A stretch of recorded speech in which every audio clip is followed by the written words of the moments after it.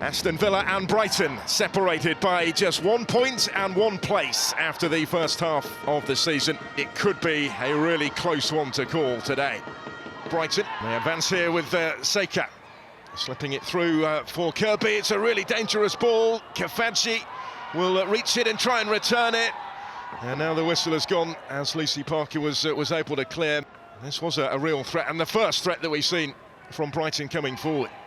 Yeah, it was a great play from Seika initially, a nice threaded ball through to Kirby. You can see the pass there just perfectly. Fran doesn't even look, she just knows to get it into the box, and Noel Moritz did enough to put Hayley off there, but good chance there for Brighton. A little bit of speculation, isn't there, of interest from elsewhere? Juventus, I think, maybe, with Fran Kirby. Oh, that's given away and punished ruthlessly. Brighton in front already, and Sonoda scores on her first start in the WSL, but it was a gift of a goal really from D'Angelo. Real rare error for her there with the ball at her feet. And good pressure from Brighton. Could Lucy Parker have released it a little bit more, but yeah, I think just real poor mistake there. Gifted it to Sonoda, but good composure for her there just to take a touch and slot it in. But yeah, I think D'Angelo will be very, very disappointed with that one. Calls for concern on the touchline for Natalia Arroyo. Here is Maritz. Jikata forward. Now Vilms. Jikata had continued her run. Found by Vilms. Daly's ball in. And the header from Taylor, just off target. Better though from Aston Villa. Yeah, good play again there, and nice little set back to Daly. You can see what she's trying to do, just find Maltby and Taylor at the back post, but just a bit too high for Taylor to get on it. But yeah, good play from Villa. Kendall. Neatly done. And now Kirsty Hanson taking over. There's Maltby outside of her. Bit of room for Rachel Maltby to operate in, and then bends a really good ball in. Daly meets it, so unlucky as it comes back off the bar, and Hanson attempting to pick up the pieces can only clear the crossbar, but that was much better, much more threatening from Aston Villa. Yeah, lovely whip ball in there from Maltby. Had a little touch and getting her head up just to see where, certainly Rachel Daly's in the box. She's the biggest threat from headers, and didn't know initially if Bagley got a touch, but looks like she's headed it straight onto the crossbar. Real good opportunity there. Just tried to guide it as much as she could, but a little bit central. Did well, did Taylor to ride the challenge to win the ball and to find Kirsty Hanson taking on Minami. And delivering in towards Daly, who hits the frame of the goal for the second time in this first half. Daly, perfect contact, did really well, but unfortunately didn't guide it enough just into that inside of the post. But yeah, another great cross and an opportunity for Daly. That last attack illustrates why they are prepared to invite the press, doesn't it? To take those sort of risks, because that's the reward, I guess. The swiftness with which they can find themselves in that sort of position. There's Seika again, advancing on, it's prodded just wide.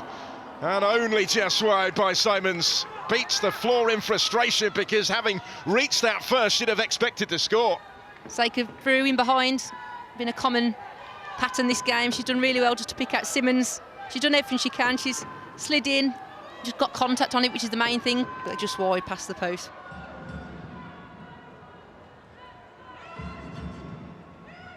Well, that's again a little risky, and it comes the way of Kiko Seika. And Seika gets the shot away, just can't quite keep it down. Only one thought on her mind though, when the ball did reach her. Yeah, maybe Taylor's holding her hand up there. It was a sloppy mistake to make.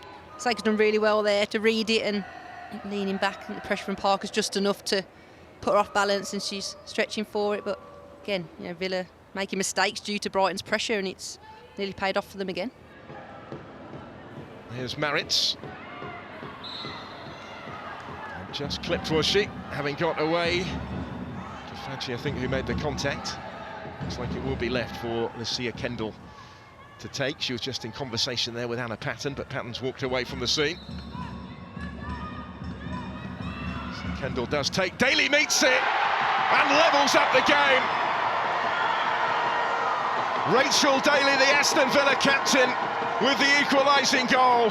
She'd been thwarted by the bar and the post in the first half, but wasn't to be denied, and it's 1-1. Yeah, fantastic header there from Rachel Daly. It's a nice ball in from Kendall. Just hit her towards the front of the goal, and Daly does well just to graze it off the forehead, and she's done really well there just to guide it in. Really pleased for her, a great finish. 3 for the season now, 4 in all competitions, in addition to the goal scored at Bristol City in the League Cup back in October as well. And she might not be finished yet. Loves a goal against Brighton, scored in all 3 fixtures between these clubs in League and Cup last season, did Daly.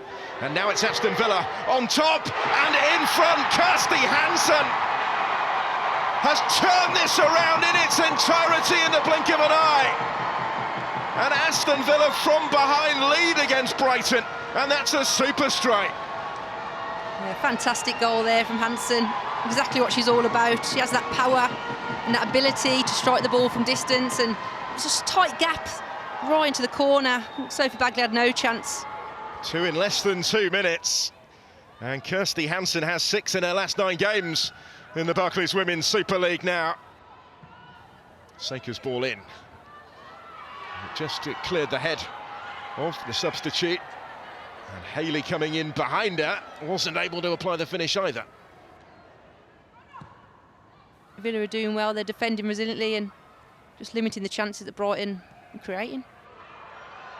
McLaughlin slipping that one through for Kirby. He'll try and fizz it in, came off Parker's head, and rising their far post was Haley, can't quite force it in. More of a threat from Brighton as they try and get this equalising goal. They are stepping up the pressure. They are, again, nice slip ball through to Frank Kirby, and does well to cut it back and just dink it in. Haley's done well there just to put a bit of pressure on Wilms, but fair play to Wilms, she's put her body on the line there and made sure. And but for Wilms, that might well have gone in from Haley, actually. Prolonged pressure in this period of possession for Brighton. Can they find the end product? A little bit of space maybe for the shot. Struck by Nadim Nordam, but struck straight really at D'Angelo. Just had a glimpse of goal here. Did Nordam, always going to take that on, but comfortable for the keeper. Venegas for Brighton. Everyone, of course, has stayed forward. Venegas asking the questions with the ball into the box. But Aston Villa have had the answers, and they've got their win. Back-to-back home wins in the WSL to move up above their visitors, and for now at least into the top half of the table. Turning this around in the second half, Natalia Arroyo's team to earn a vital win. It's finished Aston Villa 2, Brighton and Hove Albion 1.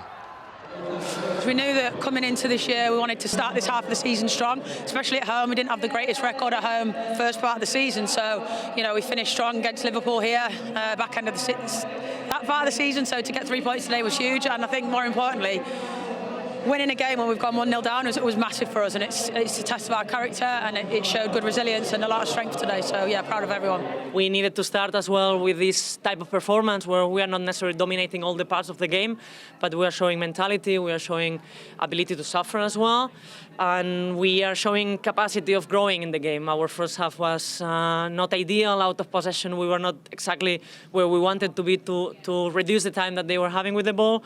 Once we adjusted it, we could be like a little bit more on the type of pictures we wanted, and we were in this time and today having the type of luck that you need in the fact of scoring 2 consecutive goals that allow us to then manage a little bit the game. I think first half we could score as well. We had better chances than them. It's just we were paying the consequences of a mistake, but it's about that. It's what are you doing after a mistake? We show that on the Emirates as well. We want to be brave. We want to take this risk. Sometimes you smile. Sometimes you can regret yourself some details. But the players were showing the same bravery in possession, out of possession. We stick to the plan, and then we were able to build 3 important points. Very, very disappointed. I think we deserved a little bit more. We had a couple of really good opportunities, worked from them in the first half, and just weren't able to put the ball in the back of the net. We spoke at half-time to try to control the game. We sort of lost that. We started doing uncharacteristic things, playing long, switched off a little bit. We just lost Rachel. We know the danger she possesses. It's a great finish. And then we suffer another fantastic finish from outside the box. And it was just we tried everything to get our way back into the game, but they defended quite resolutely, and just weren't able to create any clear cut. When we did get in those good opportunities, we were just lacking that polish and that final decision to make the good pass or an effective pass. Is that the disappointment? Because on another day, we're probably stood here talking about a minimum of a point, because in that 2-minute spell, aside from that, you felt that maybe you deserve something more. Yeah, look, I think so. In the first half, it was other than the Rachel Daly where she flicks it onto the near post. But, we probably had 2 or 3 really good chances prior to that to extend the lead.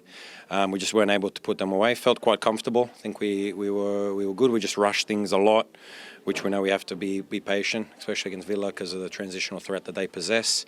And then the second half, very uncharacteristics. We came out a little bit lacking energy, started making wrong decisions from some. So we need to learn from that quickly, and it feels like a few points dropped today.